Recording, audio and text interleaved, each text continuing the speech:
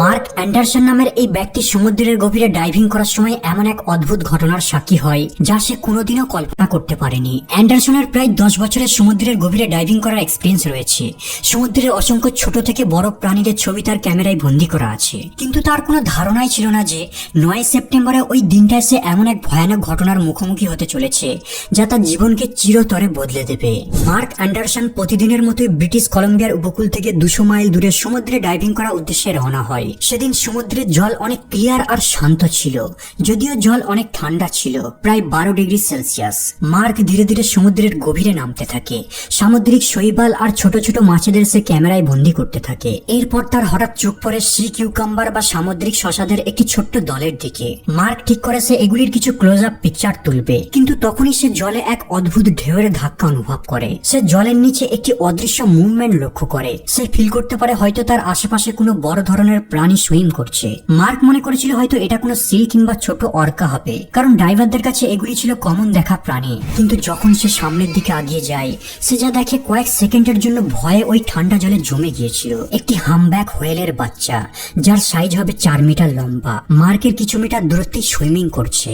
Mark লক্ষ্য করে এই প্রাণীটির মুভমেন্ট ছিল খুবই অদ্ভুত ধরনের। সাধারণত এই বিশাল দানবাকার প্রাণীদের বিহেভিয়ার এমন হয় না, কিন্তু সেদিন এই বিশাল হামব্যাকের বাচ্চাটি ঝাঁকুনি দিয়ে মুভ করতে থাকে, আর ড্রাইভারটির দৃষ্টি আকর্ষণ করার জন্য তার দিকে মায়াবী দৃষ্টিতে তাকিয়ে থাকে।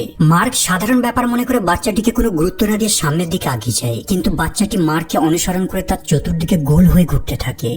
মার্ক একটি গভীর নিঃশ্বাস নেয়। সে তার ক্যামেরাকে ধরে আর হামব্যাক হোয়েলের বাচ্চাটির এই অদ্ভুত আচরণটিকে ফিল্ম করতে থাকে, কিন্তু প্রাণীটিকে দেখে তার শান্ত মনে হচ্ছিল না। এরপর হঠাৎ বাচ্চাটি তার অনেক কাছে এসে সুইম করতে থাকে, আর তার বিশাল বড় পাখনা দিয়ে মার্ককে যেন স্পর্শ করতে চায়। আর এই ধরনের অদ্ভুত আচরণটি সে বারবার করতে থাকে।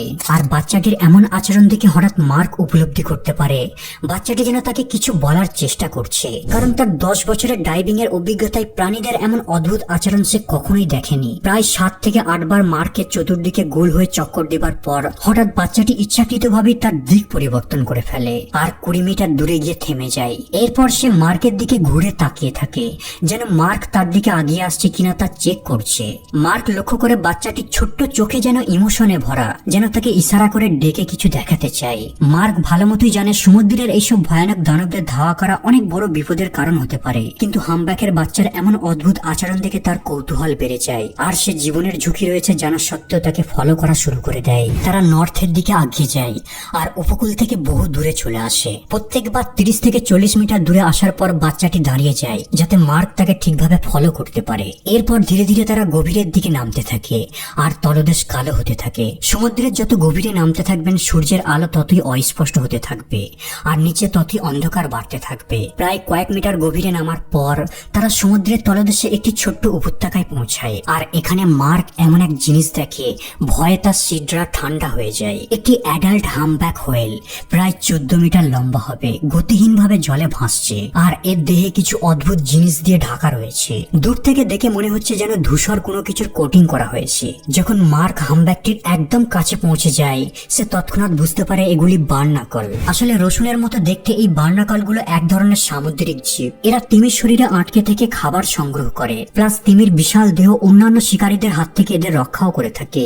তবে তিমিদের শরীরে প্রায়শই বার্নাকল পাওয়া যায়, কিন্তু এই তিমির দেহে যে বার্নাকলের কলোনি বাসা বেঁধেছে, এরা কোনো ছোটখাটো দল ছিল না। প্রায় কয়েক সেন্টিমিটারের মোটা লেয়ার পড়ে গিয়েছিল। কেবল তার চোখ বাদে সম্পূর্ণ দেহ জুড়ে তারা ঘিরে রয়েছে। মার্ক লক্ষ্য করে যে বাচ্চাটি এই বিশাল হামব্যাকের চতুর্পার্শ্বে গোল হয়ে ঘুরছে, যেন তাকে আদর করছে। মার্কের আর বুঝতে বাকি নেই এই তিমিটি তার মা, আর সে যেন মার্ককে তার মায়ের কাছে আনতে পেরে অনেক খুশি হয়েছে।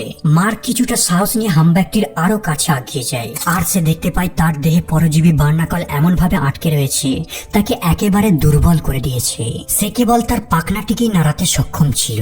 মানুষের ক্ষেত্রে অসুস্থ মায়ের জন্য তার সন্তান যেমন ডাক্তার ডেকে নিয়ে আসে, ঠিক তেমনই মনে হচ্ছিল এই হামব্যাকের বাচ্চাটিও তার মায়ের জন্য মার্ক নামক ডাক্তার ডেকে নিয়ে আসে। মানুষের প্রতি এই বাচ্চাটির বিশ্বাস দেখে মার্ক ইমোশন হয়ে পড়ে।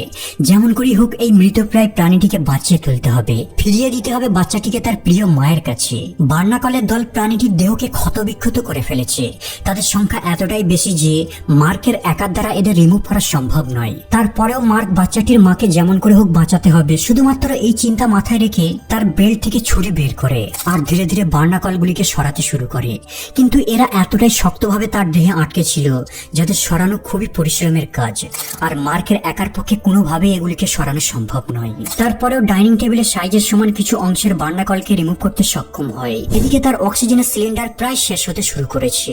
দ্রুত তাকে অক্সিজেন নিতে হবে, না হলে সে নিজেই বাঁচতে পারবে না। তাই সে দ্রুত উপরে উঠে আসে আর সে বোটে ফিরে এসে কোস্টাল মারিন রেস্কিউ টিমের সঙ্গে যোগাযোগ করে আর তাদের সমস্ত ঘটনাকে ব্যাখ্যা করে জানায়। তারাও বিভিন্ন রকম প্রশ্ন করতে থাকে, যেমন প্রাণীটির অবস্থা কতটা গুরুতর, কতটা গভীরে এই প্রাণীটি রয়েছে। মার্ক তাদের সমস্ত কিছুকে ডিটেলে জানায় আর সে এটাও জানায় তার সঙ্গে একটি ছোট্ট বাচ্চা রয়েছে। মার্কের থেকে মারিন রেস্কিউ টিম সমস্ত কিছু ডিটেল জানার পর তাকে 1 ঘন্টা মতো অপেক্ষা করতে বলে। আর ইতিমধ্যে মার্ক অক্সিজেন নিয়ে আবারও জলে ডুব দেয় চেক করার জন্য যে তারা সেখানে রয়েছে কিনা। আর মার্ক যখন নিচে নামে সে পুরো হতবাক হয়ে যায়। বাচ্চা আর মা সেই ছোট্ট উপত্যকার উপরেই রয়েছে। সম্ভবত তারা বুঝতে পেরে গিয়েছিল যে মার্ক নিশ্চয়ই তাদের জন্য সাহায্য নিয়ে আসবে। এরই মধ্যে রেস্কিউ টিম সেখানে পৌঁছে যায়। এই বোটে টোটাল 6 জন ক্রু মেম্বার ছিল। এদের মধ্যে 3 জন ছিল রেস্কিউ স্পেশালিস্ট, একজন আচরণ বিশেষজ্ঞ আর 2 জন চিকিৎসক। মার্কের দিক নির্দেশনায় তারা দ্রুত আরো 2 জন ড্রাইভার সহ সবাই সমুদ্রের গভীরে যায়। তারা বার্নাকলগুলিকে রিমুভ করার জন্য যেই হাতিয়ারগুলি ব্যবহার করছিল এগুলো মার্কের ছুরির থেকেও অনেক উন্নত আর কার্যকর ছিল। এর সাহায্যে প্রাণীটির স্কিনের কোনো ক্ষতি না করে তাকে কোনো রকম আঘাত না দিয়ে খুব সূক্ষ্মভাবে বার্নাকলগুলিকে সরাচ্ছিল। তবে এই কাজটি করতে তাদের অনেক সময় লাগছিল, তাই প্রতি ঘন্টায় তারা তাদের অক্সিজেন ট্যাঙ্ক পরিবর্তন করছিল।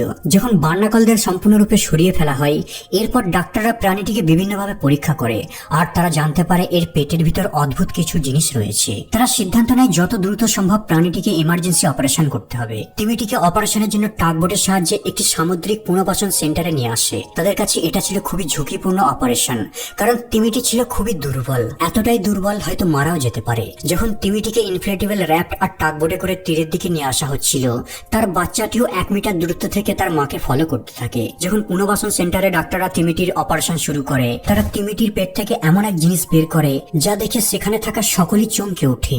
একটি বড় বিষাক্ত কেমিক্যাল দিয়ে ভরা ইন্ডাস্ট্রিয়াল ফিশিং নেট তিমিটির পেট থেকে বের করা হয়।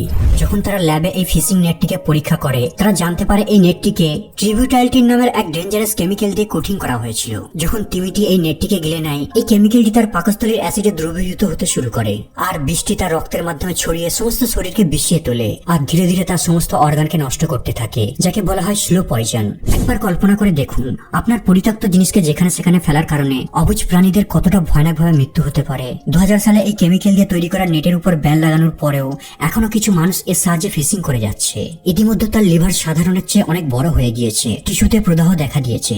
এছাড়াও তার কিডনির অবস্থা খুবই খারাপ, প্লাস তার রোগ প্রতিরোধের ক্ষমতাও অনেক কমে গেছে।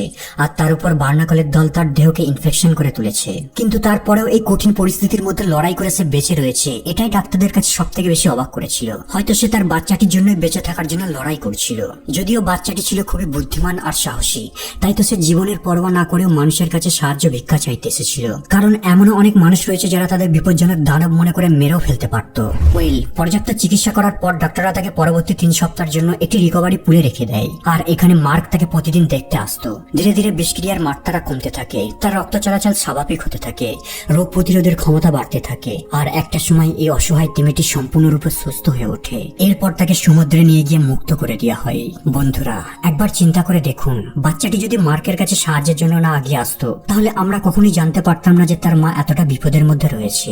শেষ পর্যন্ত মার্কের সাহসিকতার কারণে তার মা আবারও নতুন করে জীবন ফিরে পায়। হয়তো বাচ্চাটি মার্কের মতো অসংখ্য মানুষের কাছে সাহায্য চাইতে এসেছিল, কিন্তু তারা কেউই মার্কের মতো হৃদয় দিয়ে তার ভাষাকে বোঝার চেষ্টা করেনি।